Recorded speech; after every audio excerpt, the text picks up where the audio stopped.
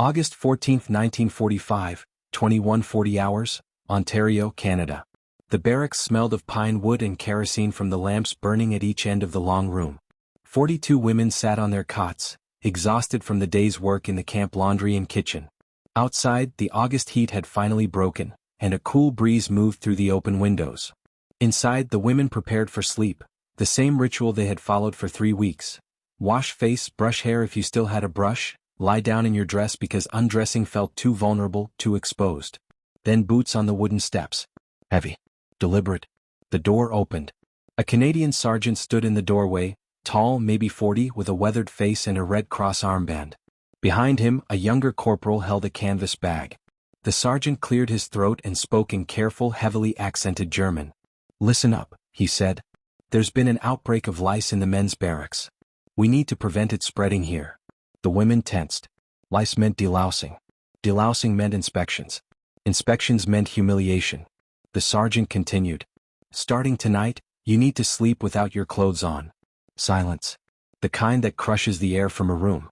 One woman, Marie, 31, a former signals auxiliary from Berlin, felt her heart stop. She whispered to the woman beside her, "Did he just say? Your dresses and undergarments," the sergeant said, "need to be hung on the hooks by your cots. Not worn. Not kept under your blankets. Hung up where the air can circulate. This prevents lice from nesting in fabric overnight." Marie stared at him. The other women stared at him. Nobody moved. The sergeant waited. Then he gestured to the corporal, who opened the canvas bag and began pulling out items. Long cotton nightgowns. Simple, modest, clean. He set them on the first cot. Then the second. Then the third. "These are for sleeping," the sergeant said. "You change into these after you hang your day clothes. You wear them all night. In the morning you hang them up and put your regular clothes back on. Understood?" Marie understood the words. She did not understand the meaning. The sergeant looked around the room. "I know this feels strange. I know you're worried. But this is about hygiene, not—" He paused, searching for the right word. "Not anything else. This is standard procedure in all Canadian military facilities. Men do it too. It prevents disease. That's all." He nodded to the corporal. They left. The women sat in stunned silence. Then, slowly, someone stood. She picked up a nightgown. She went to the washroom. She came back wearing it, her day dress hung on the hook by her cot. Another woman followed. Then another. Marie was one of the last. She held the nightgown, soft cotton, smelling faintly of soap, and thought, they expected violation. They got hygiene protocol. If this moment already changed how you see the war, subscribe, the next will surprise you even more. Marie had been a radio operator in the Luftwaffe Signals Corps. She had joined in 1942, not out of ideology but practicality. The wages were better than factory work, and her mother needed medicine she could not afford. They trained Marie in Morse code and radio procedure, then stationed her at a communications post near Hanover. For 2 years, she transcribed messages and logged transmissions and tried not to think too hard about what any of it meant. By April 1945, the post was rubble. The war was over. Allied forces were rounding up anyone in uniform or associated with military operations. Marie had been processed, classified as auxiliary personnel, and transported west. First to a holding camp in Belgium, then to a port, then onto a ship that crossed the Atlantic in rough seas that made half the women sick. Canada. She had not expected Canada. Nobody had. When they disembarked in Halifax, the air smelled different, clean, cold, sharp with pine and salt. They were loaded onto trains and transported inland, to a camp in rural Ontario surrounded by forests that seemed to go on forever. The journey had been long and strange. The ship had been a converted cargo vessel, cramped and uncomfortable but not cruel. The guards had been professional, distant. They had offered water at regular intervals. One had handed out paper bags for seasickness without comment or mockery. The train ride through Canada had been surreal. Marie had pressed her face to the window and watched endless forests slide past, green, dense, untouched by war. Occasionally a town appeared, small, orderly, intact. She thought, this place doesn't know what war looks like. The camp materialized in the late afternoon, a collection of wooden barracks arranged in neat rows, surrounded by a wire fence that looked more like a property boundary than a prison perimeter. Watchtowers, yes, but the guards seemed more bored than threatening. A sign at the gate read Internment Camp No. 23, Canadian Department of National Defence, Ontario District. The women disembarked. A Canadian officer, A captain with a kind but formal manner addressed them in careful German. You are prisoners of war under Canadian military jurisdiction. You will be treated according to international law. You will work. You will be housed. You will be fed. You will follow camp regulations. Do you understand? They understood. They just did not believe it yet. The first act of unexpected decency had come on the second day. Marie had been assigned to the camp laundry, scrubbing uniforms in great tubs of hot water, wringing them by hand, hanging them on lines stretched between posts. The work was hard, but it was purposeful. And purpose, she was learning, was better than idleness. At midday, a Canadian private appeared, young, maybe 22, with a French-Canadian accent that made his German almost incomprehensible. He carried a crate of apples. He set it down near the laundry station and said something Marie could not parse. Then he mimed eating. Pour vous, he said. For you. The women stared at the apples. Fresh fruit. They had not seen fresh fruit in months. The private shrugged and walked away. One of the women, older, braver, picked up an apple. She bit into it. The crunch was audible. She closed her eyes and chewed slowly. The others followed. Marie took an apple and ate it standing by the laundry tub, juice running down her chin, tears running down her face. They gave us apples, she wrote later in a diary she kept on scraps of paper. As if we were people who deserved fresh fruit. The system that governed their treatment was not sentiment. It was policy, rooted in the Geneva Conventions, codified in Canadian military regulations, and enforced by officers who understood that how you treated prisoners reflected on the nation. A directive issued by Canadian National Defence in 1940 had established clear parameters. Enemy prisoners of war will be detained humanely and in accordance with international law. Health, safety, and dignity will be maintained. The logic was threefold. Security, healthy prisoners were easier to manage, less likely to become ill or cause unrest. Diplomacy, Canada held prisoners from multiple nations and reciprocity mattered. How you treated enemy soldiers influenced how your own soldiers were treated abroad. Morality, because a civilized nation did not abandon its principles simply because the other side had. It was not perfect. There were camps where conditions were harsh, where guards were cruel, where the system failed. But in most places, most of the time, it held. By the summer of 1945, Canada held over 35,000 German POWs. The majority were housed, fed, and treated according to the rules. And those rules included preventing the spread of lice through proper clothing hygiene. The days found a rhythm. Mornings began with roll call, names read from a roster, faces checked, no shouting. Then breakfast, porridge, bread, coffee. Simple food but consistent. Marie learned to trust it would be there tomorrow. After breakfast, work assignments. The laundry, the kitchen, the vegetable gardens, maintenance crews. The work was necessary, it kept the camp running, but it was also structured. The Canadians believed in routine. Idle hands bred despair. Work bred purpose. Marie remained in the laundry. The supervisor was a Canadian sergeant named Du Bois, middle-aged, patient, with limited German but infinite gestures.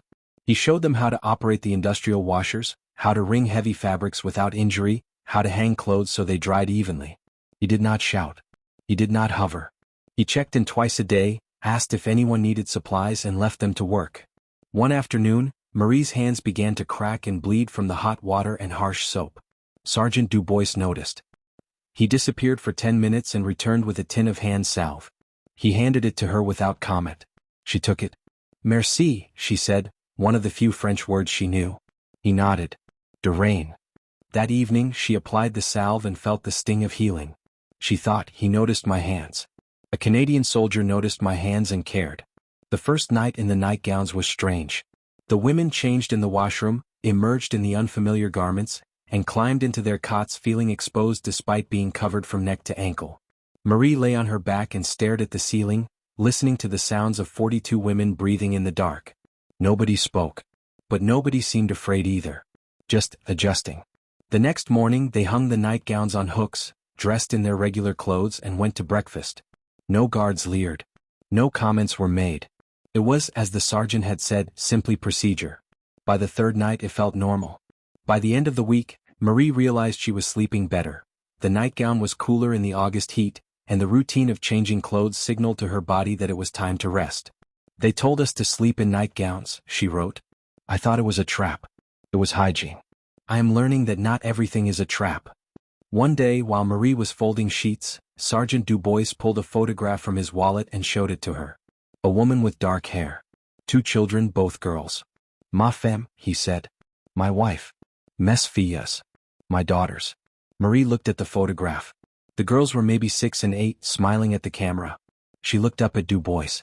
They're beautiful. He smiled, a genuine smile full of love and homesickness. Oui. I miss them very much. Marie nodded. She thought about her own family, her mother in a displaced persons camp, her brother missing, presumed dead. She thought about saying this. Instead she said, "You'll see them soon." I hope so. The next day he brought her a bar of chocolate. Canadian chocolate, sweeter than anything she remembered. He set it on the folding table and walked away before she could thank him. On Sunday afternoons the camp allowed recreation time. A gramophone appeared in the common room along with records, German, French, English, even some American jazz. The women gathered hesitantly, unsure if this was permitted. But the guards encouraged it. One, a corporal named MacLeod, Scottish-Canadian with a warm voice, even took requests. When Marie asked if he had any Beethoven, he searched through the collection and found a recording of the Moonlight Sonata. The women sat and listened. Some closed their eyes. Some wept quietly. Some just stared at the gramophone, remembering what it felt like to hear music that was not martial, not propaganda, just beautiful. Marie listened to the entire piece without moving. When it ended, she felt something she had not felt in years. Peace. Not happiness. Just the absence of fear. Corporal MacLeod asked, "Another?" She nodded. "Yes, please." He played 3 more before the recreation hour ended. If you're seeing this war in a new light, subscribe. The next scene will challenge you even more. The transformation was gradual. Marie had been told for years that the Allies were monsters, that they bombed civilians indiscriminately, that they treated prisoners brutally, that capture meant suffering or death. She had believed this because everyone believed this, because the propaganda had been relentless, because doubt was treason. But the Canadians did not act like monsters. They acted like men who were tired and professional and trying to manage a difficult situation with fairness. They implemented lice prevention protocols. They provided hand salve and apples and nightgowns. They played Beethoven on Sunday afternoons as if beauty still mattered. The propaganda cracked. Not all at once. But piece by piece, like ice under spring sun. One day Marie realized she was no longer afraid when guards entered the barracks. She was just curious about what announcement they would make. Sergeant Du Bois told her once while they were sorting laundry, "War is terrible. But we don't have to be terrible to each other. That's still a choice." Marie thought about that for a long time. In September, a medical officer conducted health inspections. The women were examined for malnutrition, disease, injury. Marie was found to be underweight but recovering. The doctor, a captain with gentle hands and careful questions, prescribed additional rations, an extra portion at meals, a glass of milk daily, vitamin supplements. "You need to gain at least 10 pounds, he said in accented German. "We'll monitor your progress." Marie stared at him. "You want me to gain weight?" "Yes." "You're malnourished. That's dangerous." "But I'm a prisoner." The doctor looked at her with something like sadness. "You're a person. Prisoners are people. We treat people." It was the most straightforward moral statement she had ever heard. In October, the camp held a small Thanksgiving celebration. The Canadians explained that it was a harvest festival, a time to give thanks. The meal was generous. Roast chicken, potatoes, carrots, bread, and pie made with preserved berries. Marie sat with the other women and ate slowly, savoring every bite. Across the mess hall, Canadian soldiers ate the same meal. Not better. The same. After dinner, a chaplain, a United Church minister with a gentle voice, offered a brief prayer. Not triumphant. Not judgmental. Just grateful. "We give thanks," he said, "for this food, for this peace, and for the chance to treat each other with dignity." Marie thought about that phrase, treat each other with dignity. It sounded so simple. It felt revolutionary. Repatriation began in November. The women were processed in groups, given papers, medical clearances, travel documents. Marie was in the second wave. She packed her small bundle, the nightgown they had let her keep, the tin of hand salve, the diary written on scraps of paper. Sergeant Du Bois gave her a small package on the morning she left. Inside, a bar of soap, a comb, and a note in broken German that said "Bon chance. You are strong. You will be okay." She held the package and felt tears come. "Thank you," she said. "For everything." He nodded. "You take care, miss. Build a good life." She intended to try. Marie found her mother in a displaced persons camp near Hamburg in January 1946. They held each other and cried and did not speak for a long time. There were no words adequate to what they had survived. Marie stayed in Germany. She worked as a translator, then as a clerk in a school. She married in 1952, a mechanic, kind and steady, and had 2 children. She kept the nightgown for the rest of her life. She wore it every night until it was too worn to mend, and then she kept it folded in a drawer. She never spoke about the war. But every time she put on a nightgown before sleep, she thought about a Canadian sergeant who had explained lice prevention with awkward gentleness. Every time she washed her hands, she thought about Sergeant Dubois who had noticed her bleeding knuckles. She kept the tin of hand salve, empty but preserved, on her dresser until she died. In 1985, Marie returned to Canada. She took a train through Ontario and tried to find the old camp. It was gone, the land returned to forest, the barracks dismantled decades earlier. But she found the general area and stood among the trees where the compound had been. She thought, this is where I learned that decency was possible. That enemies could be kind. That civilization was a choice people made daily. She did not stay long. She just stood there, remembering the sergeant in the doorway, the nightgowns in the canvas bag, the moment when she had expected violation and received hygiene protocol instead. Then she left. The sergeant had stood in the doorway and given an order that terrified them.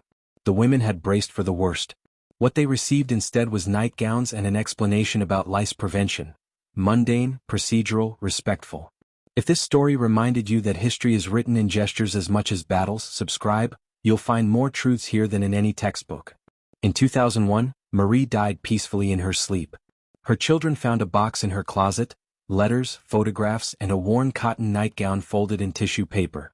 One letter, written but never sent, was addressed to the Canadian sergeant whose name she had never learned. It said in careful English, "You gave an order that terrified me.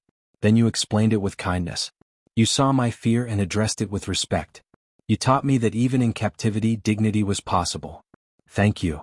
The children could not deliver the letter. But they kept it anyway along with the nightgown because some gratitude transcends time and distance. It just needs to exist. The barracks had smelled of pine wood and kerosene. The women had sat on their cots, exhausted and afraid. The sergeant had given an order, "Sleep without your clothes." They had expected humiliation. They had received nightgowns and a lecture about lice prevention. The war had taught them fear, the peace taught them mercy. And mercy, they learned, was not the absence of rules. It was the presence of explanation, a sergeant who understood that an order without context was frightening, that fear could be addressed with information, that respect meant treating prisoners as people capable of understanding hygiene protocols. That was civilization. Not the absence of discipline but the presence of dignity. Not the parade or the treaty, but the quiet moment when a soldier stands in a doorway and explains with awkward kindness why the rules exist, and then provides nightgowns so those rules can be followed without shame. The war had ended. But the lesson remained, that decency was always a choice. And some people, even in the midst of occupation and exhaustion, chose it anyway.